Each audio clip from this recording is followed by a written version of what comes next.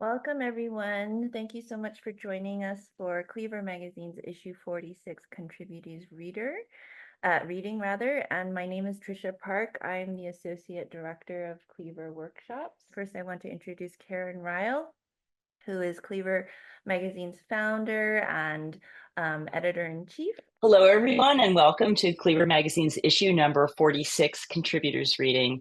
My name is Karen Ryle, and I'm the co-founding and chief editor of Cleaver. 2024 marks our 11th year as a magazine in this world. We published our first full issue in March 2013. For those of you not familiar with Cleaver, we are a quarterly literary magazine. We publish fresh fiction, poetry, creative nonfiction, and flash every March, June, September, and December. We also publish book reviews, craft essays, and interviews, and we host a workshop and masterclass series, which I hope you will check out. Our book review has been quiet in the past few years, but we are just recently relaunching with a fantastic new duo of book review editors. So if you write reviews or have a book coming out, check out the book reviews page for information about how to contribute a review or to contact the editors about getting your book reviewed. We'd love to hear from you. And then we also publish a weekly newsletter where we send out our writing tips by our contributors, staff, and community of readers. So it's a very popular feature. They're short, they're just a couple of minutes. I think Brad Minnick, who's here, has the most recent tip in the newsletters. So check them out. You can also find them on our writing tips page. If you have a tip, please pitch it to Layla, our newsletter editor. She would love to hear from you. Also, in September, we'll be publishing the winners of our creative nonfiction contest, which we'll be announcing August 1st. About our name, cleave is a Janus word, also known as an auto-antonym, meaning both itself and its opposite. To cleave is both to stick tight and fall away. A cleaver is the most broad-edged and brutally efficient kitchen knife designed to be swung like a hammer for the most effective channel of force. And cleave also means to come together with strong attachment.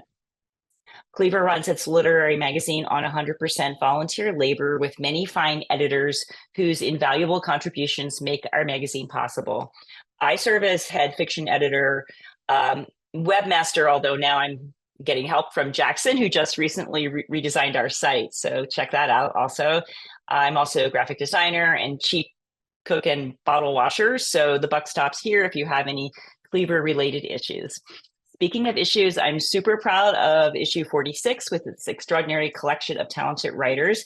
And thanks to all of you for your enthusiasm and support and for trusting us as stewards of your work. Take it away, Trisha. Thank you so much, Karen. We're delighted to have 13 readers from our issue read today.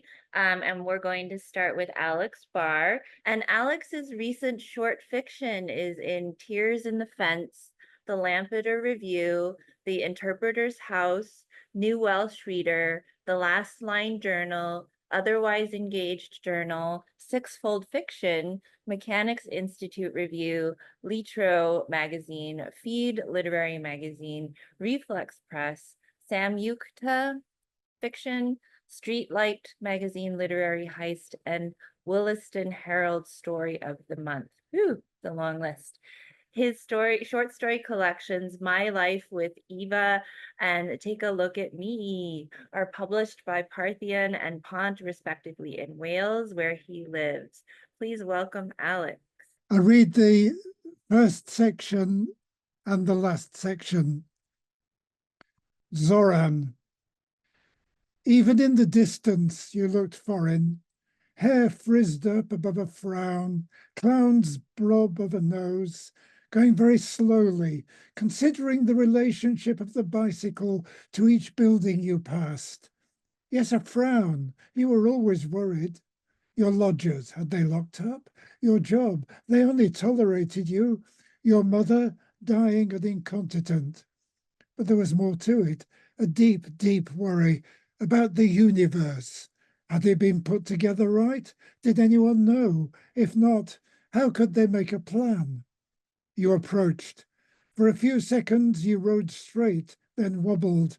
The wobbles had different amplitudes, some minute, we felt rather than saw them, others big and possibly tragic. What do you wear? Let's say on this occasion, a cream cotton jacket over a leaf green shirt. A royal blue tie matched your dacks. The bottoms of the dacks were tucked into socks, the port one yellow, the starboard pink. This was to wake people up. It did, kind of. Who did you look like? Yves Montand? Charles Aznavour? One of those men, not French, who come to symbolize France. You arrived as we, your students, sat on the steps of the architecture school on the south coast, waiting in the sun for a crit session, an exam, a lecture, I forget. You dismounted, still looking worried. We laughed. We always laughed, even though your expression stung us into guilt about unfinished drawings and unread textbooks. You wheeled your bicycle towards us. It was black and heavy and managed without the luxury of gears. Its chain was encased in black pressed metal. On a bracket behind the seat, secured by spotted expanders armed with hooks, your briefcase bulged. Morning, Zoran, we chorused. But where are your sketchbooks? You exclaimed with theatrical horror. You should use time when sitting. Draw sky, draw buildings, draw beautiful bare legs of girls who pass by. Some of us are girls, came a reply. Then draw your own beautiful bare legs, darling. You smiled to yourself and hauled the bike up the steps. The last section. I'm rereading your letters, Zoran. There are 20, closely typed on foolscap, both sides. You write about architecture, politics, Proust, Pirandello, UNESCO, your lecturing job, my lecturing job, the new crop of students more interested in squash than literature, your lazy colleagues, your bills, your mortgage, your sky traps, your stinky rich brother, the Hungarian friend in Paris I once met, your dog Seto, your citizenship. I am now a bloody Englishman. You record visiting my in-laws and kissing my mother-in-law and complain that the best antiques in her bric-a-brac shop come to my wife Beth and me. You describe your marriage, your divorce, your daughter, the best way to display minerals. You say work is a beautiful drug, but also recommend masturbation. You confess that you prefer to live alone.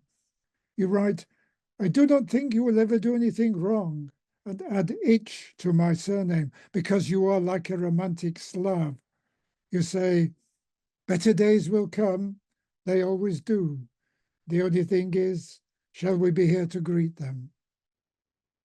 I stack your letters and sit at this machine, looking out at bare trees and sparrows busy on the feeders, an icy presence at my shoulder. Have you described my death? How was I supposed to? You didn't tell me you were dying, you bugger. I had to invent your funeral. Good. Please say Cimetière de Montmartre or Isola San Michele. No, the municipal one where I worked as a student cutting grass, okay? No answer. Of course, no answer. The signals are muddy. The universe needs fixing. No one has a plan. The presence again, warmer. Have you described our friendship? Letters were okay, but you should say best times were in my flat when you were my student, listening to French songs, drinking wine and eating boursin, discussing faults of my colleagues, architecture, women, love, sex, Shakespeare, characters of different nationalities. You've said it all, Zoran. I miss you. Bloody friend, of course. Up next, we have Autumn H. Thomas. Autumn is a young queer writer from the heart of the Blue Ridge Mountains. After graduating from Hollins University, she moved to Skull Valley, Arizona to work as a cowgirl. They are writing across 300,000 acres while continuing the art of observation. Her work can be read in Active Muse, Exist Otherwise, Belt Magazine, and of course, Cleaver Magazine. Welcome, Autumn. So this poem is called Body Double. a productivity strategy often used by people with inattentiveness, adjective. Pollen sticking to stigma, brushed by genetic chance, the limb of the bumblebee lackadaisically rigor mortis. Coming home to the mansion of my mind, unable to speak the language, perform the culture, the gender, the intricacies of molecules forming in the warmth of an embrace. But she can.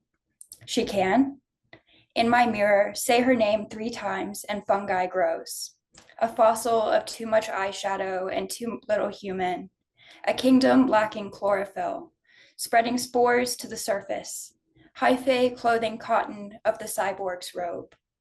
And yet she's here, watching my every move, licking wounds with catacomb tongue, adjacently hyperactive and hyperbolic. My venous system implodes in a cloud of inexorability. The deer stuck on the other side of the fence will linger in the liminal, provoked by the integration of assimilation and writhing in the image of pacificity. Thank you. Up next, we have J. Bradley Minnick. J. Bradley Minnick is a writer, public radio host, and producer, and a professor of English at the University of Arkansas at Little Rock. He has written, edited, and produced the 1-minute spot Facts About Fiction and Arts and Letters Radio, a show celebrating modern humanities with a concentration on Arkansas cultural and intellectual work. And he has published fiction in Toad Suck Review, Burning Word Literary Journal, Literally Stories, Inklet Magazine, Cleaver, 12 Winters Journal, East of the Web, Lit Bop Art and Literature in the Groove, Rural Fiction Magazine, Cafe Lit, Potato Soups Journal, Best of 2022, Anthology, and Southwest Review. Welcome. In terms of this story, I imagine that everyone has had a teacher like Ms. Robbers, although I hope not. And I'm going to read a little bit from the beginning and then skip a little bit and stop you kind of at the climax. So if you want to continue to read, you can. Ms. Robbers.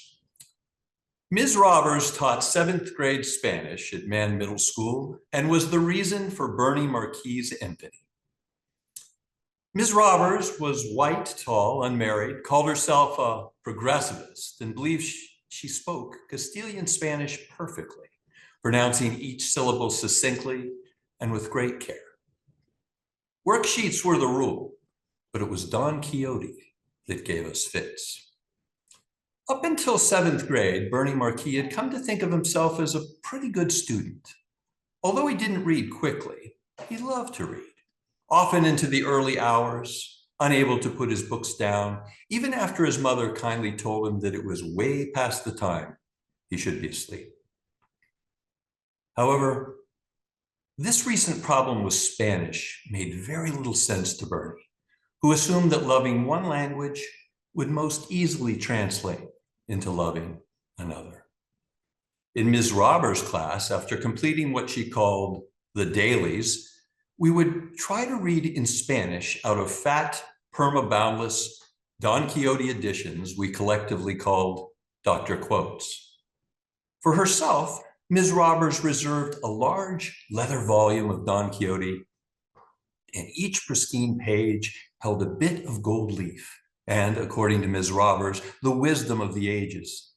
The volume, she reminded us, had been passed down through her family and was the first thing she would rescue if she ever found herself in a fire. Meanwhile, our tattered Dr. Quotes looked as if they'd already been through both fire and flood. Their torn, earmarked pages were filled with doodles and cautionary quips. The early bird gets crap for breakfast. This book is nothing but a depression sandwich, and don't count the pages until they're all read. A homophone, haha.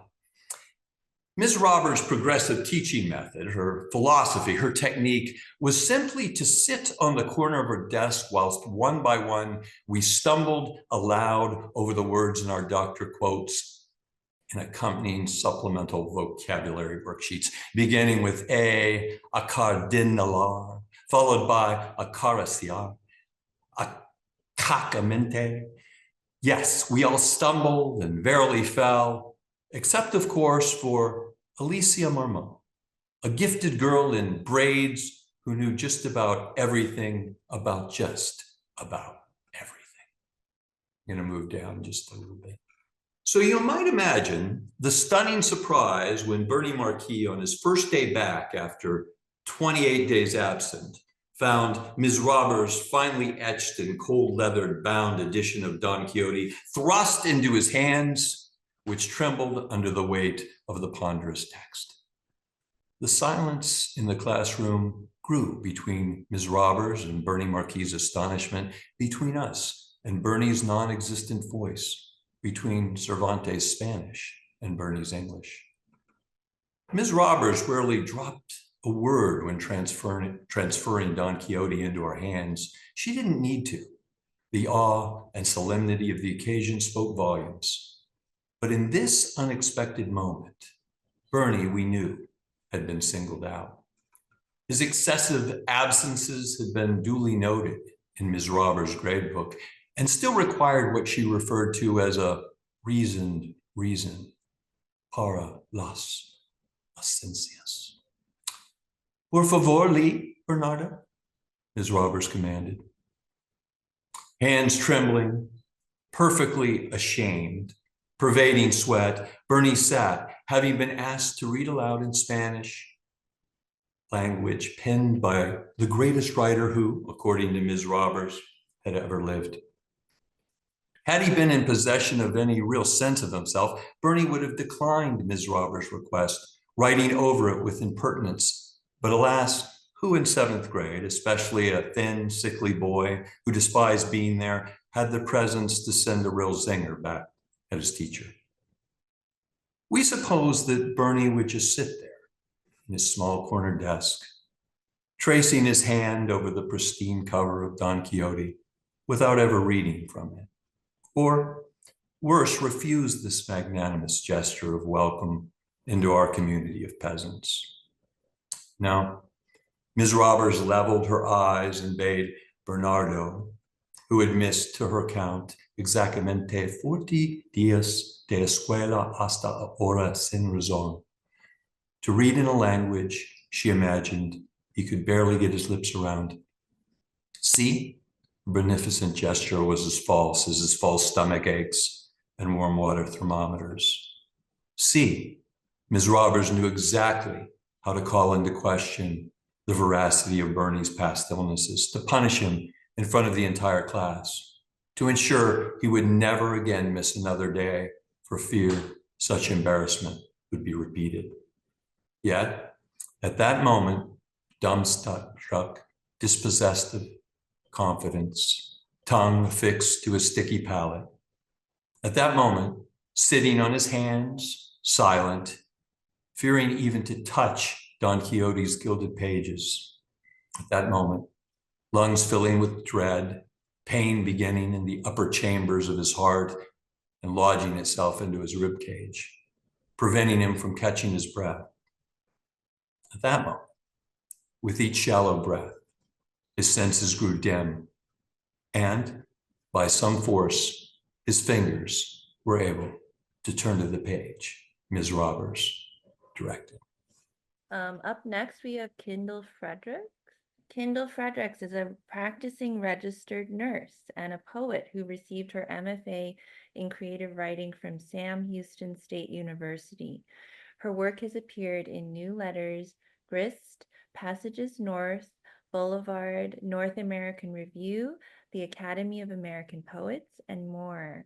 Please welcome Kindall. So this poem is called Where Has Amelia Gone? Where Has She Been? Amelia, quiet as an attic. Where is she? Where is she? We crawl into her and chew, make a clergy of our teeth. We search, God hung over us, fat and vascular, like a mother's clogged breast. If we were a dream house, where would our little doll go? If we put our ear to her pillow, can we bear to hear the owls burn? The moon drapes its white sheet over us as we scatter her name across a barbarity of flowers. Amelia glowing like menthol, Amelia gone. our thirst on all fours. We know we can make a game of even this because we can make a game of anything. Dear friend, dear guilt, dear, if you tell us what happened, we'll tell you what we knew all along. Ash is a writer and study abroad advisor based in the Boston area. Their words have appeared in Hunger Mountain, Off Assignment, and JMWW, among other places. When they're not trying to discern whether their voice has dropped, they're likely drinking tea, taste testing their wives' baked goods, and watching women's gymnastics. Welcome, Ash. It's called Voicemail to Myself. There's this podcast that I love. The host's voice is unmistakably, gorgeously trans. It purrs, crackles, ekes out phrases like a song I know by heart but can't quite get the tune of when I sing it myself. I yearn for my voice to scratch like a record, to hitch at unexpected times, one more check mark off my trans bucket list. I listened to an interview where a speech coach explains how to stretch and compress muscles to refine sound. I can't picture the anatomy, but I try, like a kid who wants so badly to whistle, who puckers and sprays and gets red in the face until the sound he's been waiting for. What is the sound I've been waiting for? I don't know, but I'm curious enough to go in search of it. I'm unsure about starting tea, but I want to try it more than I don't, so I make the intake appointment, imagining how my voice might deepen and shift. I'm a writer, supposedly good with words, but when the receptionist picks up, I blank on what I'm supposed to be asking for. HRT? I squeak, unwilling or unable to say anything more than the acronym out loud. That same week, my writing instructor gives me an assignment. Turn on the voice memo app and just speak, she says, all certainty and Midwestern optimism. This is writing, and listening back will spark revision. I trust her, so I do it, the speaking and the listening. At first, I use like and I don't know while I decide what I want to travel from my brain out my lips. I'm surprised by how much I can say when I take my time, let myself wander talk. A couple minutes into a recording, the self-consciousness fades. I change my I don't knows to you know what's, expand and explode them into more words, more sounds. I continue even when I don't know what I am saying. A surprise, I like the voice I hear. I have a distinct sound, one I can appreciate even as I feel ready to change it. I sound girly, yes, but I also sound like me, a person with a slight drawl who drops the occasional R. I mimic trans voice, drag out that vocal fry, shapeshift tone and speed and enunciation.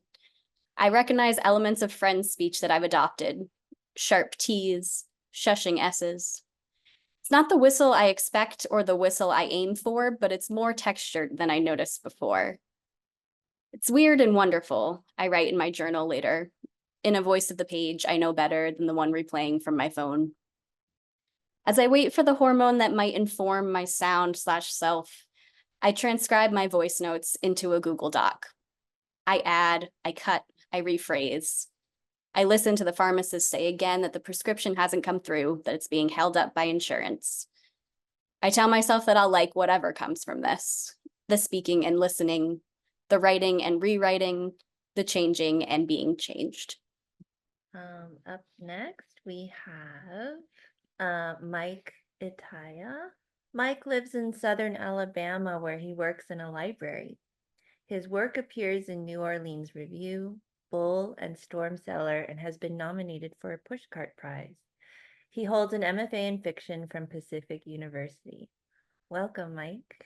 So I've got some flash about a dirtbag kid called Big Bad Love Jr. It was unseasonable noon in August, and I already missed the tangy summer where everything grew like weeds and everyone who was anyone got twitchy pants. Up at Ezekiel Remedial School, I was a no-show for lunch block. All the other kiddies were choking down Miss Wanday's tempeh bricks while I was truant at home eating string cheese. My pa RT was hungover spread eagle on the lawn, but inside on our dining room table I plotted my big-time revenge. You see, youngin' that I was, bad love was already fresh behind me. I'd carried a torch and a 6-month budgie for Junip Agave, the finest 5th grader, ever since she moved up from Floribama Lounge, but I never could get her and me together. Junip just wouldn't give me the time.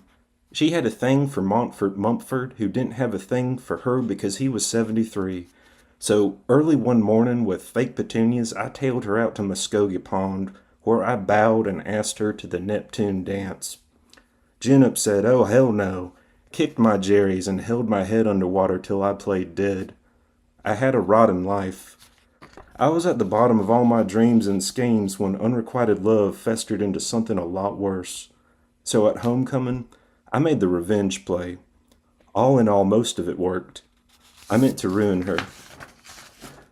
So during the pep rally, I fibbed that the Pee Wee offensive had consumed tofu sundries baked by Junip, and the rumor alone made the whole team seriously ill. Everyone was tootin' and bootin'. Pastor Douglas and RT commandeered a school bus and jetted everyone to the Colonel Dixie in Budapest, Mississippi, to perform a fast food exorcism. It was bad business. In the Colonel Dixie lobby, everybody stuffed nuggets. Our kicker was a number 6 combo away from colon collapse, so the team was purged of vegetarian sundries, which they'd never eaten. See, people act funky in Mississippi. We've got bad love, is what it is. Like, infuriated the whole damn city during his keynote address at the Bon Bon Parade when he declared the city of Ezekiel to be unlovable. "What you mean, unlovable?" my Rhonda mama asked. "It means we ain't got no paramours," I said. The mob got unruly. Somebody chucked a football and it hit the mayor right in his biscuits. "That was me," I said, and everyone shook my hand. Truthfully, my heart did pang some for him, and for us all, too. I knew what it was to tell a porcupine to hide behind your own face, and the dull horror of being useless, and alive, and unloved, and in Ezekiel, Mississippi, all at the same time. But I also knew what it was to turn a profit. So in remedial arts first period, I designed a bad love t-shirt and sold them around town like a hotcakes, and the mayor bought 10. I used the bucks to buy infrared blinkers in the mail, so I might see the hidden heart beneath everything, and maybe spy the cosmic hole inside Junip Agave's chest where she should have had a heart. But when nothing arrived, I wondered if there wasn't some cosmic justice at work. See, me and RT had bad love troubles from way back. Rhonda Mama was always getting arrested for stealing imitation crab legs from Piggly Wiggly. And it wasn't just the seafood. It seemed her whole heart got greedy. Whatever was on the table was never enough. Her hand always extended. I think the boiler came when me and RT formed a French horn duo called the Brass Holes, and we jammed so dang loud it shook the house. We tried to match pitch, but never did learn to tune. The last time we got funky, my mama just slammed her suitcase around while I sat frozen on the floor, holding my horn, unlike to ever unfreeze. Weeblo, Rhonda said my name, and it sounded hollow in her mouth. Rhonda, crab legs sticking from her purse, looked at me, at us, at RT, at the walls around us in the land of shame and degradation, our home. Weeblo, Rhonda said, while me and RT said nothing. Life was splitting up. I felt my heart was breaking, maybe this time for good.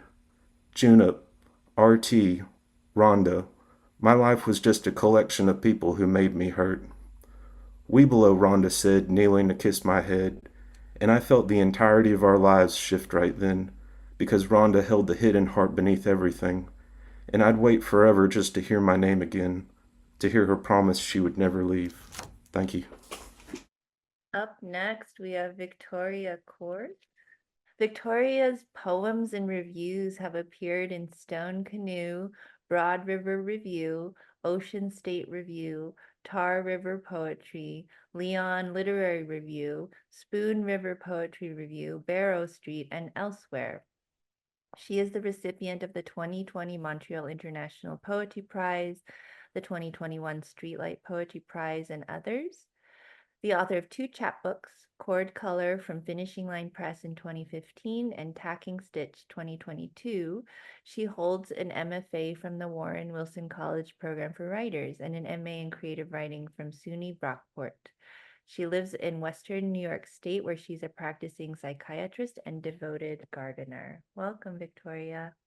Yeah, just to say this poem was inspired by this fact, I guess I learned somewhere, read somewhere, that infants or neonates or fetuses, I guess, learn to breathe. Their breathing imitates their mother's breathing patterns. So, and I was just so curious about that when I was sitting at my mother's bedside, who's in her 90s, and that's what triggered this particular poem. So, bedside. When I say darkness, I mean everything I don't understand. My mother's breath in mine before I was born. In the dark, her breath pauses and mine goes on, pacing in its neutral candor. Can it be mistaken for hers? Shape, interval, depth, even tone, green branch, sun's heat, balsam when she ran, while I hid beneath her heart. Now my heart disowns her. My breath tastes of mint, gone wild. Up next, we have Marlene Tholl. Marlene is a writer, musical and theatrical performer, producer, and freelance editor. Her published works are the newly released Burn Night, a darkwave poetry EP with Boston-based band Shadow Merge, and Core, a solo multimedia album, among others. Recently, her poetry was included in The Whole Mining Portals of Vulnerability, a traveling installation out of New York City, and she received 2 honorable mentions for her poetry and fiction, respectively, from New Millennium Writings. She is working concurrently on short story, novella, and poetry collections. This is her debut as a fiction writer. Welcome, Marlene. Baby Doll, for those who've read it, know that it's very episodic. So I'm skipping between episodes. To think that I saw it on Maybell Street. She was sitting upright in the center of a patch of lawn at the corner of Maybell and Elm Streets. She was naked. I was maybe 5. We were taking the back way from church. To avoid the traffic and those irritating red lights in the center of town, Dad would drive the Volkswagen Bug too fast out the other end of the parking lot, past the hospital administration building where Grandma worked, past the hospital itself, then around the corner past Friendly's ice cream and over the train tracks, clickety-clack. The dirty old white house stood far back from the road just beyond the tracks, with its wide, unused yard running down to Maybell Street. I looked up from kicking my Sunday patent leathers against the back of the driver's seat and saw her there, alone, abandoned, unclothed. The child had left her sitting up, one ball and socket arm extended slightly. Mom had stayed behind to serve coffee and danishes in the parish hall. It was Dad and I driving home, where my own dolls were dressed and waiting, tucked snugly both at the head and foot of the Bo-Peep doll bed. This drive was a periodic occurrence because it is always Dad and the red bug I remember, again crossing the tracks, clickety-clack, and then there she would be. The grass growing up around her, arm extended in that slight appeal. Leaves collected round her in fall, her hair increasingly matted from the rains and standing on end from the wind. When we passed by in winter, she was half buried with a heavy, icicle-laden cap of snow. It was this sight, I remember, that finally brought me to tears. I do not remember whether anyone tried to find out why I was for a time inconsolable. I was a communicative child. Maybe I volunteered the reason for my grief. I can't recall. It is her that I have never forgotten. My bloody Valentine. We were doing exercises at the Barr when the photographer came in to get some shots for the yearbook. I was 19. I could hear my ballet teacher whisper, "Get some of her, she has excellent form." Then the photographer was kneeling at 3/4 to me, clicking away as I did my sequences. I had rid myself of my pesky virginity the year before. The golden strapping president of the Paeta Club, his disbelief at my warning, the bloodied sheets, his visible shock at what he had done. Then, cowed by my own bravura, I had spent the rest of that year doubling down on my still entirely intact emotional virginity. Homework in the dorm with my best friend Beryl, the sensual pleasure of corn muffins filled with jam, running lights for the spring musical, sweet and hesitant lunches with the set carpenter. I returned to school the next fall and finally embraced a newly understood freedom. I had somehow been developing a manifesto in the darkroom of my heart, a commitment to wildness as spiritual practice, and it is what I lived by that first semester of my sophomore year. I was a woman. I was an artist. My body and mind and soul were mine. I was the explorer. I was the laboratory. I was the bud releasing into the flower. I was pregnant. It happened on Thanksgiving break, the first time I spent the night with a new boyfriend. My father had allowed me to go. My mother, who had been out that evening, met me with cold fury on my return the next morning. It was the first time and the last that I heard her utter the word slutty. I knew almost immediately. As callow as I was, I knew. My body knew.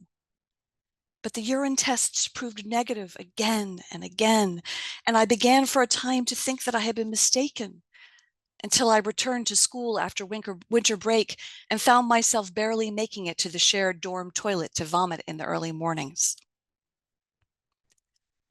I also knew what I had to do. My body and mind and soul were mine, and I knew how I wanted my life to go. My mother wrote the check, but with a face of stony condemnation.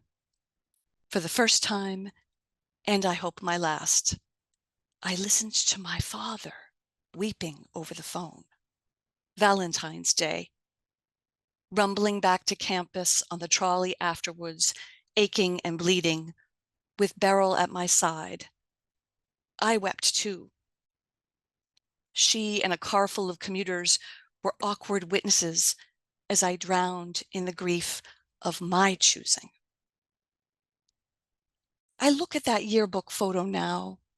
I don't see a girl with excellent form. I see the slight bulge in the leotard at her waistline. I see eyes cast downward and in, eyes full of lonely knowledge, but the eyes of a child nonetheless. Next up, we have Brooke Harries. Brooke's work has appeared in Arkansas Review, Laurel Review, Puerto del Sol, Salamander, Sixth Finch, and elsewhere. She has an MFA from the University of California, Irvine, and is currently pursuing a PhD at the University of Southern Mississippi. Welcome, Brooke. Thank you. I'm going to read 2 poems in Cleaver. Transformer. Miss him or drinking coffee in bed, reading with a lamp at the bedside. Read an interview with Lou Reed, the one where he stops answering by saying, "Nothing I feel like talking about." Make a gratitude list, small ankles and wrists. Think about the logistics of smoking again. Out back or in front? Invite the dog? Inventory the smokers in my life. One is weird. That morning he came up to me reading in bed, saying he's worried. Future ash settled in an abalone ashtray, staring like an eye. His worry was real, was mine, a final sharing. I reached for some of my clothes to change out his. Dog sitting imperatives. Rain like Seattle coming through all the French doors.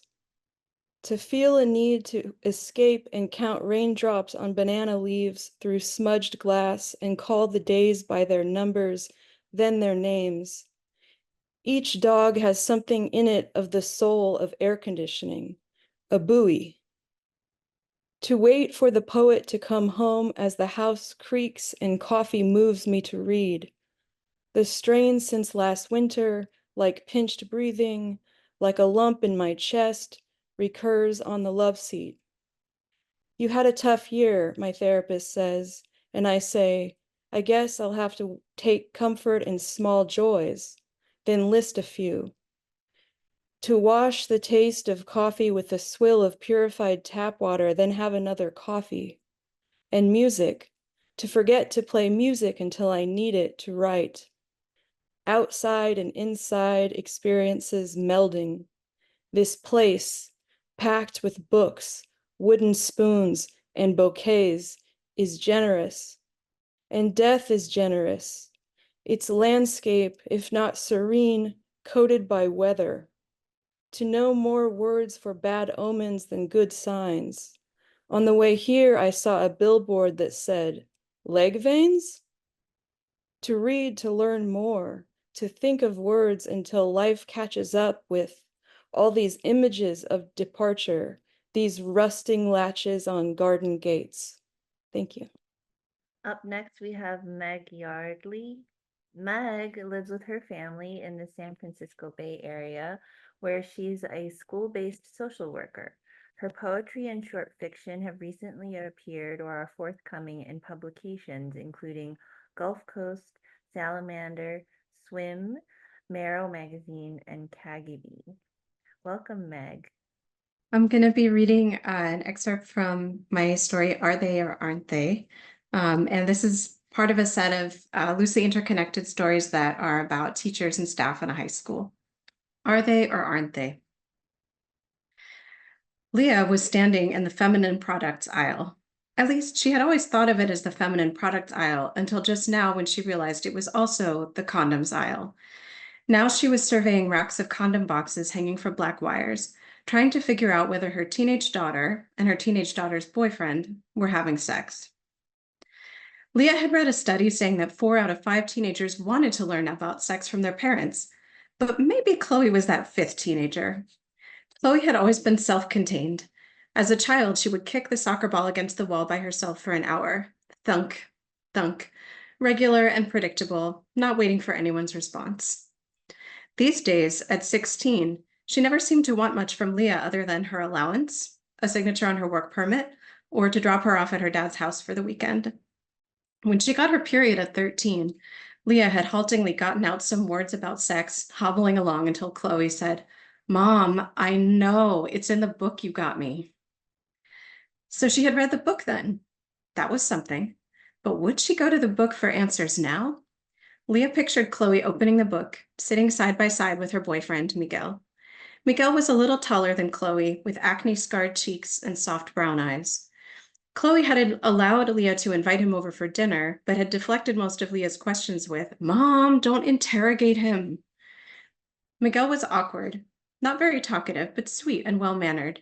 Leah liked his awkwardness. It made her feel he could be trusted, although of course that was an illusion, like everything else. Someone was coming down the aisle. Better to look or not to look? She settled for stepping back as though she could be looking at some other product. It would have to be pregnancy tests, adult incontinence underwear, or literal douchebags. All the embarrassing things in one aisle. Ovaries and genitals and waste, anything you wouldn't want mixed in with your groceries. "Ms. Goldfarb?" Leah looked up at the young woman approaching her. What was her name? She had graduated last year. Her red cotton polo shirt bore a name tag. Tiffany, that was it. "Oh, hi, Tiffany," she said. Were grocery store employees allowed to comment on your purchases? Or did they have to keep some kind of professional neutrality like doctors and librarians? "It's nice to see you." Tiffany beamed at her, seeming oblivious to their surroundings. She ran a hand through her bleached hair. "I never had a chance to thank you for letting me do that project at the end of the year. I really appreciated it." Leah remembered because the project had made the difference between graduating and not graduating for Tiffany. She hadn't been sure Tiffany would complete it. Tiffany's sunny confidence often masked a fear of sitting down to do the work, a dread that led to avoidance. But Tiffany had gotten it in. "I was proud of you for getting it done," Leah said. "You really worked hard. You earned that diploma." Tiffany looked warm, pleased. "I've been thinking of studying psychology or social work," she said a little shyly. so I could help other kids. I'm taking some classes for my associates first. That's a great idea. Come by sometime and let's talk about it. Tiffany, we need you at checkout, said an officious voice, and a young man in a red shirt and name tag was striding down the aisle toward them. Oh, I'm just helping this customer, said Tiffany brightly, convincingly. Leah chimed in. I was just looking for... In a surge of feminist rage, all the products in the aisle slid before her eyes. Who was this self-important young man who had probably gotten promoted over Tiffany? Why should everyone be embarrassed about women's bodies anyways? Tampons, she said loudly. They're right this way at the end of the aisle. Let me show you. Tiffany steered her away from the young man with a conspiratorial smile. After Tiffany had left her in front of the tampons, Leah furtively sidled back toward the condom section at the center of the aisle. I'll just grab a box, she thought, just in case. But ribbed, studded, flavored, day glow, extra large, with reservoir tip, extra large ribbed, flavored and studded, ribbed and day glow. Her eyes finally lit on a box that didn't seem to have any extra bright words on it. She grabbed it and slid it under the plastic bag of Swiss chard in her cart. She turned and wheeled at top speed down and out of the aisle, down 3 aisles to the pasta section. Her shoulders relaxed at the comforting sight of penne rigate, safe until checkout. Okay, I'm going to pause there, but if you want to know what happens at checkout, you can read the rest of the story. Thank you. Up next, we have Elisabetta. Elisabetta La Cava is a double immigrant born in Italy and raised in Venezuela who became a Texan some years ago. She is an MFA candidate at Bennington Writing Seminars. Her work has been seen in another Chicago magazine, Stone Canoe, The Pointed Circle, Hispanic Culture Review, and Texas Poetry Calendar, among others. She currently lives in Austin. Welcome, Elisabetta. I'm going to read a compressed version of my piece, which is the prologue to my book in progress. It's called Memorizing Roman Roads. In the front yard of my grandmother's house in Venezuela, behind a 4-foot fence, stood a white metal pole. She didn't hang a flag on it. I was 8 years old and didn't care about the heaviness of bodies.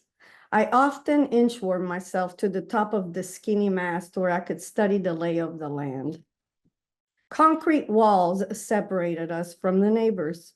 Topped with broken glass, they zigzagged between homes. The view was foreign and didn't loop me to anything I knew.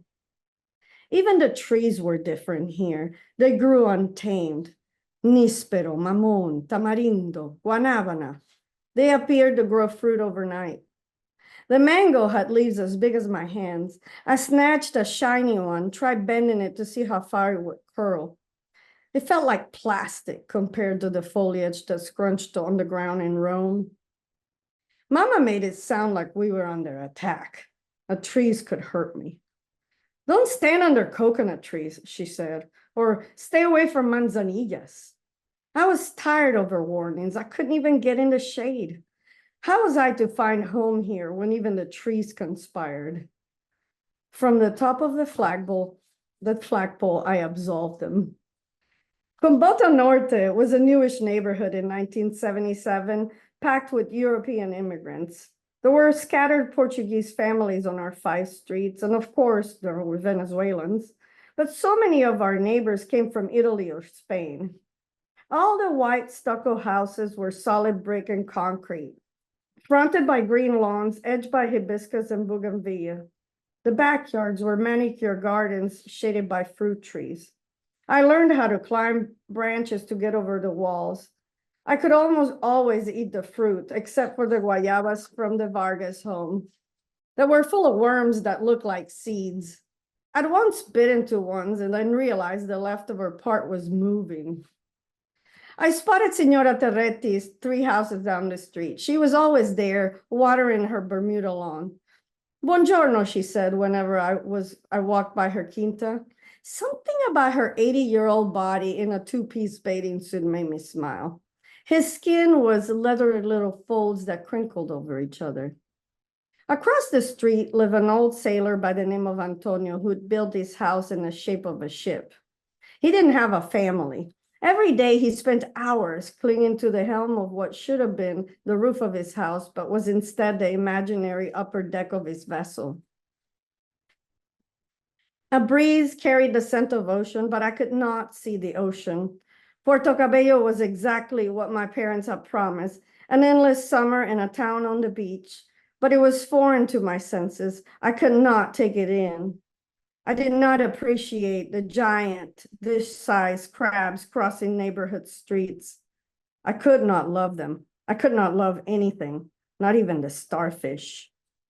Nostalgia, a term people use to discuss melancholy, the longing for a place in time.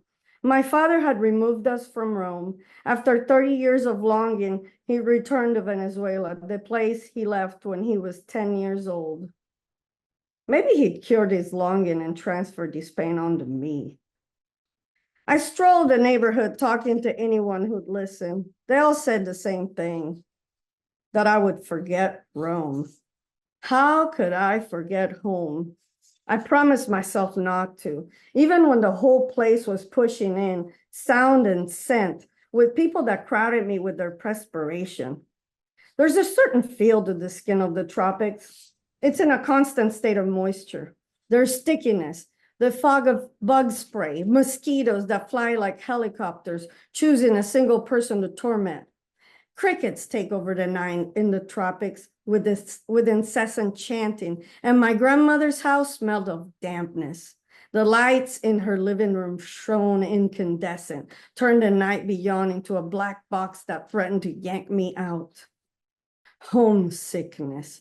It's like trying to catch words echoing in the room next door. It would have served me to know the meaning of nostalgia. In my family, we didn't talk about these things. Maybe we were too close to the pain to name it. We'd all left home at some point, losing ourselves in parts along the way. To remember was my cure to forgetting. At night, I lay on a twin bed under a rectangular air conditioner. The steady hum sucked moisture from the air. I could see above me 2 red ribbons tied to the vent. I lounged under the window unit, memorizing Roman roads, and committed to remembering those streets, the way from one place to the next, from my home off Via Fani to the ballet on Viale Angelico. Sycamores, the muffled honking of hurried drivers, led to my father's job, those wide, crowded sidewalks facing 1,000 glass stores. Under the window unit, I closed my eyes and imagined the hillside, the observatory under a night sky. The mechanical hum became the buzzing of Vespas, and I fashioned an atlas paved in cobblestones, sketched my way to the most sacred place.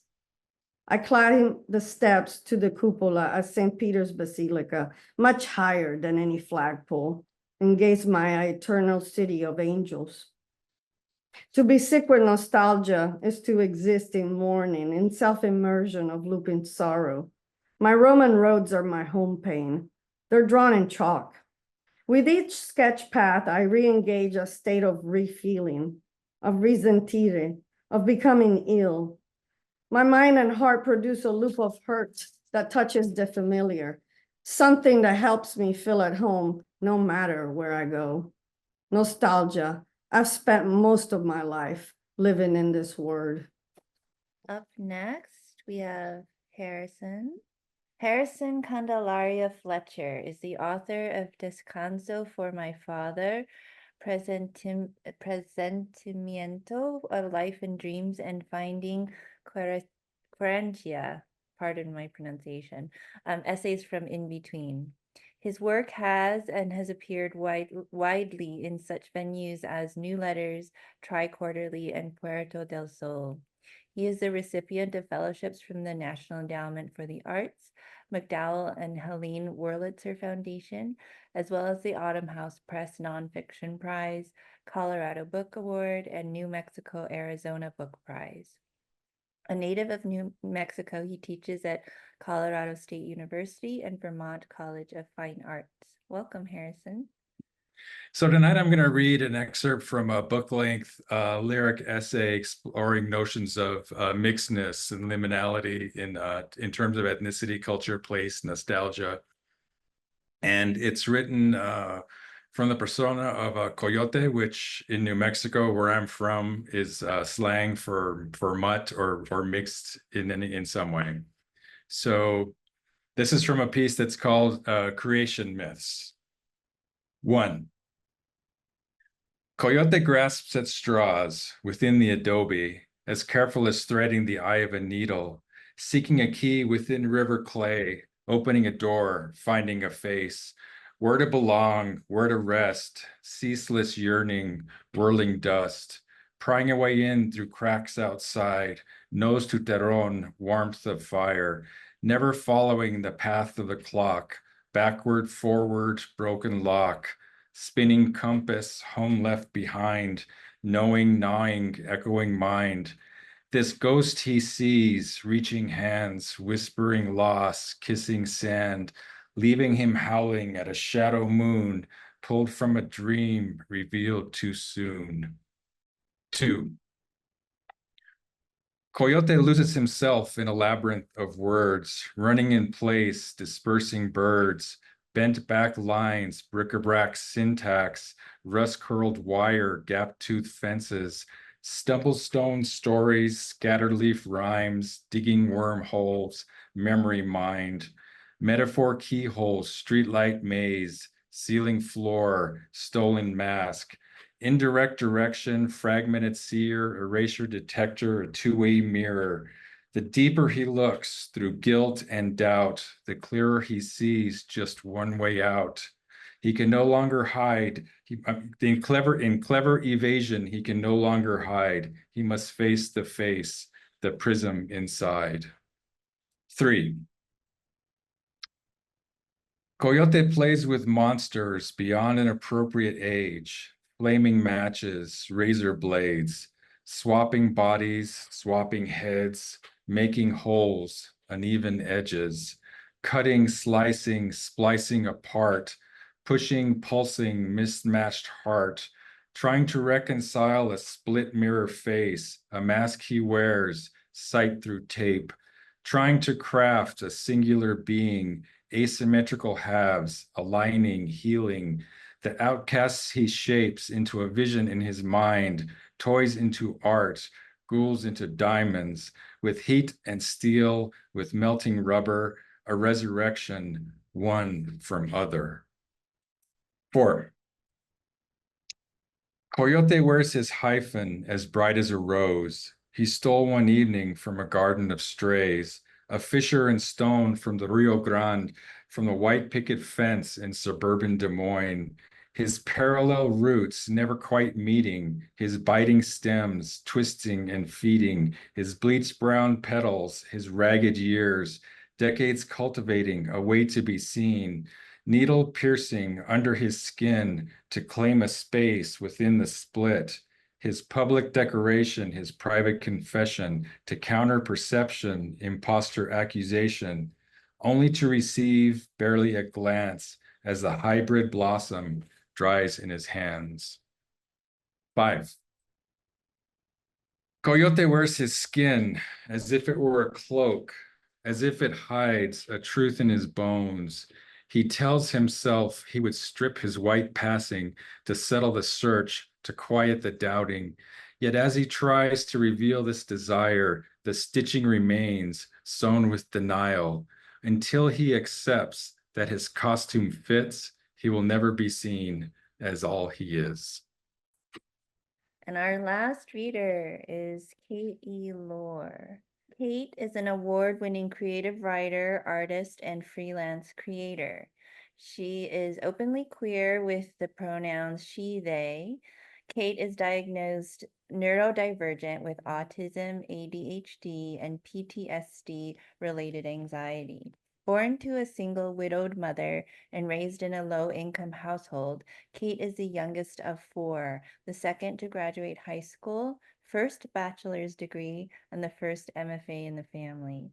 Kate has had many publications for fiction, creative nonfiction, and graphic narrative featured in various literary magazines, including Under the Gum Tree, Long Ridge Review, Bending Genres, Door is Ajar, and Black Warrior Review. Welcome, Kate.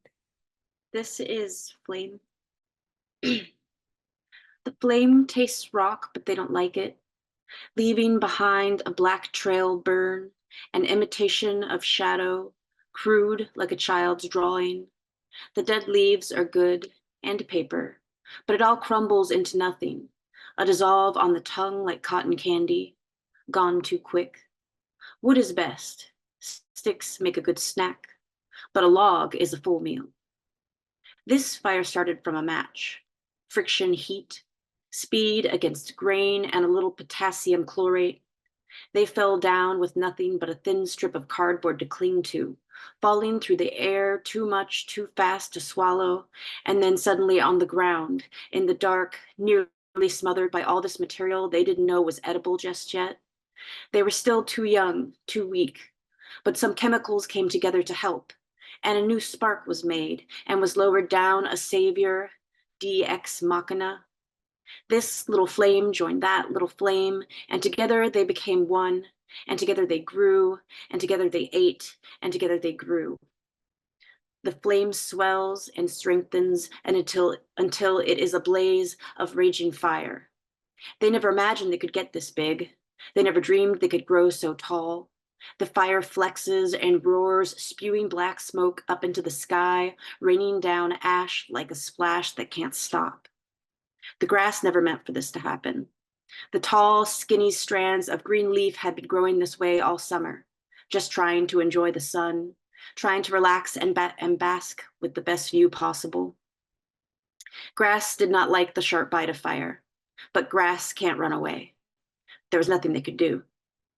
Fire caught and spread, realizing now that they can move. Fire shot off in every direction. How big can we get? How far can we go? Fire found bushes, fire found trees, fire got bigger, fire found houses. Fire saw people running, crying, coughing, shielding themselves, falling down, coughing. Fire wants to stop, but they cannot. They keep growing and growing. The heat is too much now, even for them. It feels like a fever, like delirium. Is this really happening? Birds fly into the sky, scream warning. The fire roars now in agony. Help me, stop me. They swallow the park ranger's office.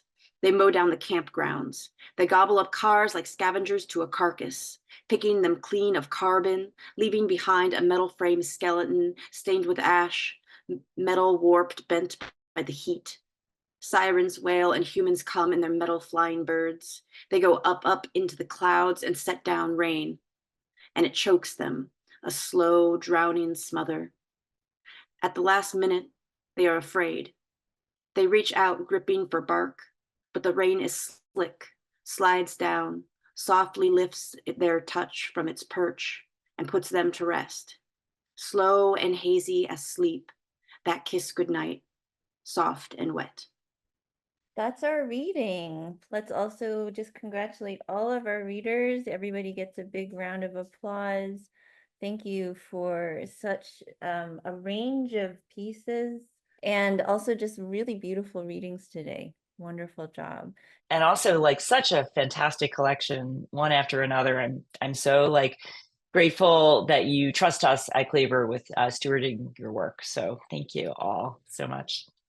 And also send us your writing tips, even if you're not a published contributor, that's fine. We've published writing tips by people who are readers, part of our community. Everyone is welcome to send the tips. So we would love to see them. Thank you. Be well, be safe, and we'll see you next time.